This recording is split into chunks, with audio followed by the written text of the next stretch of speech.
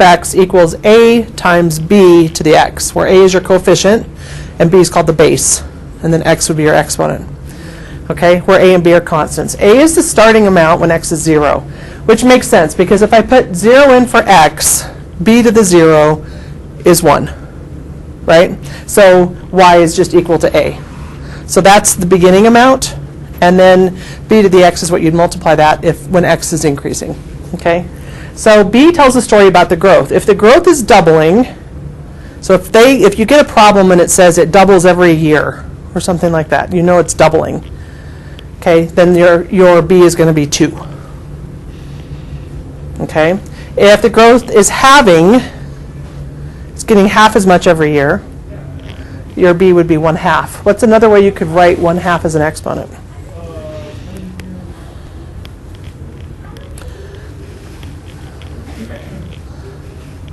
Anybody remember? How about something to the -2?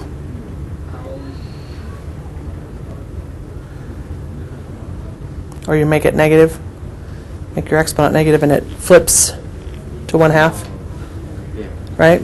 So 1/2 is the same as 2 to the -1, right? So a lot of times when you see a negative, you know it's going to be decay. If it's positive, you know it's going to be growth. Okay. The other thing you could use exponential functions for is like time value of money. If you know you're going to make 6% every year, you don't just make 6%. So like, if you invest $100, the first year you make 6%, that's $6. You don't make 6% every year, or $6 every year, you make 6% of the amount. So you're going to take 100 plus 6, and that next year you're making 6% of that, called compounding interest. You're going to use exponential growth functions when you're representing money that is growing in a compounding interest, with compounding interest, okay? So as we look through this section, if the base is a fraction, it's decay. But again, another way I could write this 1/2 here is 2 to the -x, right? Because that negative just flips it. So if the exponent's negative or the base is a fraction, you know it's going to be exponential decay. Okay. If you're given a compound interest, so here the starting amount is $100. Let's see. Suppose you invested $100 the day you were born, and it grew by 6% every year until you were 100. How would you use an exponential function to determine how much this best investment would be worth at 100 years old? So the starting amount's 100 because that's the value at time equals 0. Okay. The growth is 1.06 because if you figure out what it earns what you've earned the second year, it's going to be 6% plus the 100 that you started with, which is 106%. Does that make sense? So it's not just 6%, it's 106. So 1.06, and then x is how many years? Okay, so we would put 100 there. And you could see if you started with $100 and you earned 6% every year until you were 100, it would be $33,930. Okay. When we're graphing exponential growth, they look like this. It will never be negative. Y will never be negative. It will get closer and closer and closer to the x-axis. Okay? And you can see it takes off, and it's definitely not linear.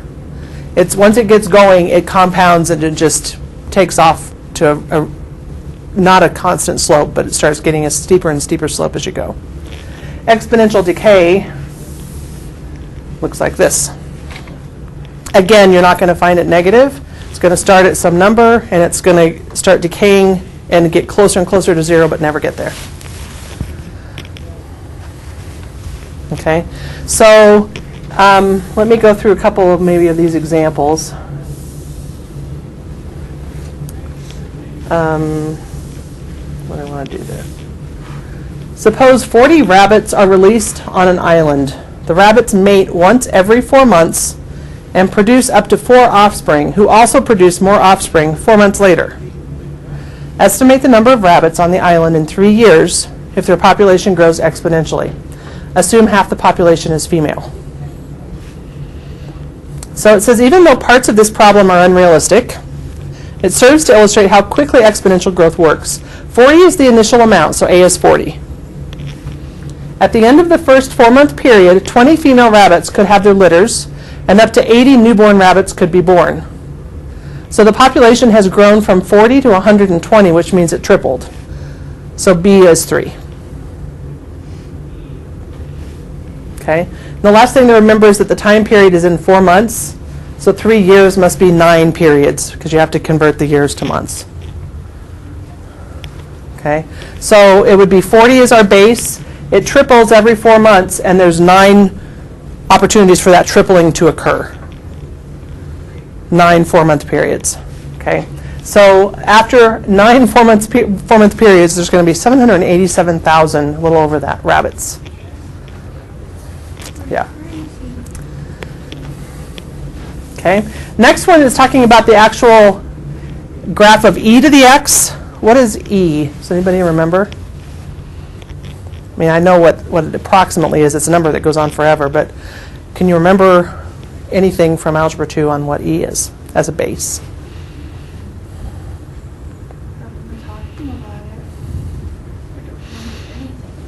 Okay. E was kind of created. Let's see if I can reenact this part of the lecture cold, because I haven't practiced it in a while.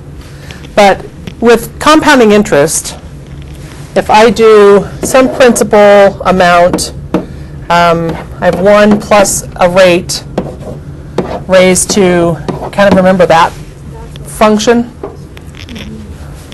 When you start with the principal that you start with, and then you multiply it times 1 plus the rate raised to some nt, n meaning how many times it repeats in that cycle. So if it's per year and you're wanting it annually, n is 1. But if it's twice a year, then n is 2. If it's quarterly, n is 4, that kind of thing. And actually, this is really the rate over n. So you have to take that into consideration too. Most of the time when you're doing annual compounding, n is 1. So let's assume it's annual. Yeah. So something like that. Well, if you started a table and you just wanted to figure out what this amount was compounded annually, this is what you would do. And if I started with $100, and let's say the rate was, I'm going to use 10%, compounded annually, I would take 100 times 1.1 raised to the 1 for 1 year. So at the end of 1 year, I know I'm going to have 100 times 1.1 or $110, right? So what's interesting is, so after 1 year, it's 110. As I increase the compounding periods, okay, if I keep the rate at 10%, but now I'm going to go ahead and use this formula where my n, I'm going to increase the compounding period. So if I do it semi-annually, and I put this in as 2, okay, the rate over 2 times raised to 2 instead of nt. T is still per year, but it's 2 times that. Okay, I'm going to have slightly a little bit more. And what happens as that compounding period gets smaller and smaller and smaller and smaller and smaller, it starts approaching a certain number to where it's, if you were to be able to continuously compound with, every millisecond, every trillionth of a second, every, get smaller and smaller with that compounding, it approaches this number called E. Okay, and E is like 2.71, and it goes on forever.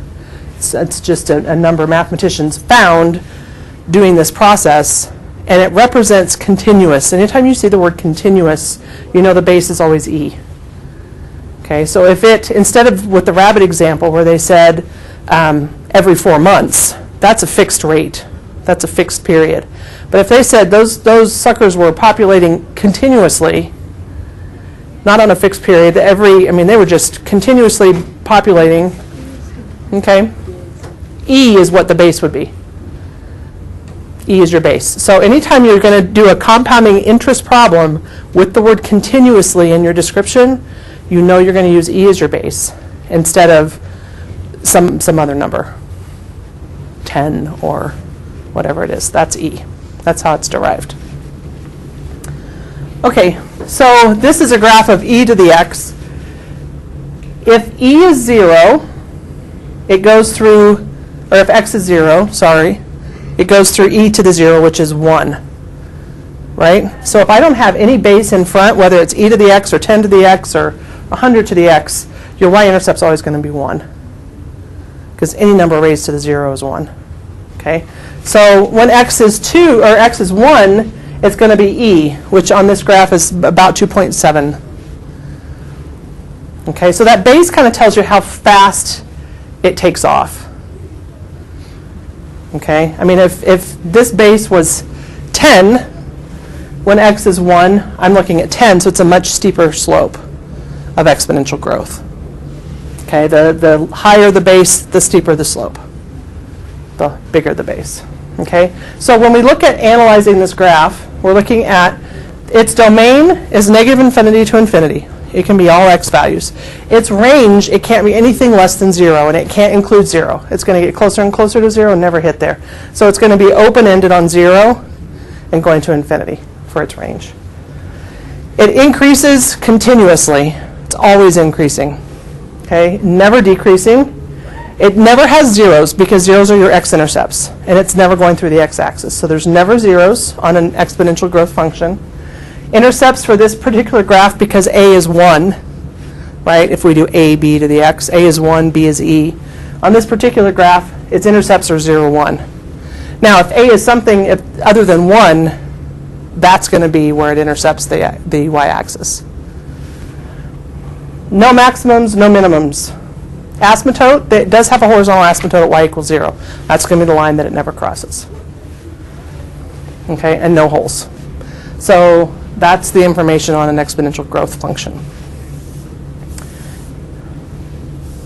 If we look at this example, identifying which functions are exponential, exponential functions have variables as exponents. Okay, so we have b, c, or 2, 3, 4 is not because it doesn't have a number for a base. You've got to have a base number and then an exponent for your, or a variable for your exponent. Okay, so the only ones that are going to be number 2, number 3. Okay. This problem, they want to write an exponential function that passes through the following point. So let's just do this one together.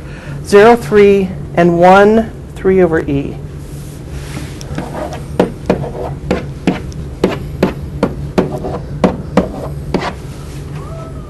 Well, an exponential function is this. And 3 over e is just a number. It's 3 divided by 2.7, so it's something a little more than 1. So if they give you the points, you just plug them in for x and y, then you'll end up with 2 equations, 2 unknowns. Okay, so if I plug in 0, 3, y is 3 when x is 0, b to the 0 is 1, so we know a is 3. Right? So now I've got y equals 3b to the x. And now I can plug this point in. Y is 3 over e, 3 times b to the 1. Okay. 3 over e equals 3b. So I divide both sides by 3. And it's just 1 over e. Okay. Is it going to be growth or decay based on that?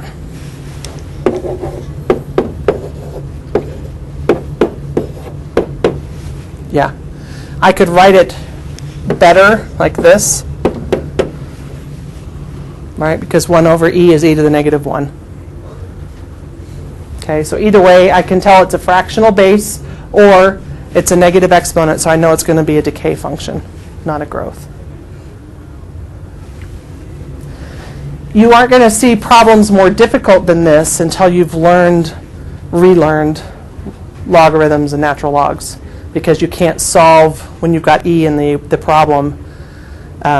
If I'd given you the 0.23 and 7 over e, in order to solve two equations, two unknowns with an e in there, you'd have to know how to do natural logs, which we're going to learn this chapter, but for this section, you won't know how to do anything more than a simple problem like this.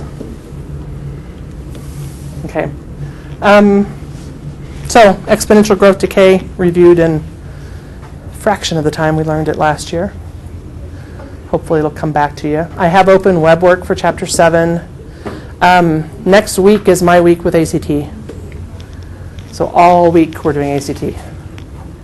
Okay, so we'll do a couple sections in Chapter 7 before next week, and then we won't pick it back up again until the following week. And that following week, Monday and Wednesday, you guys don't have school.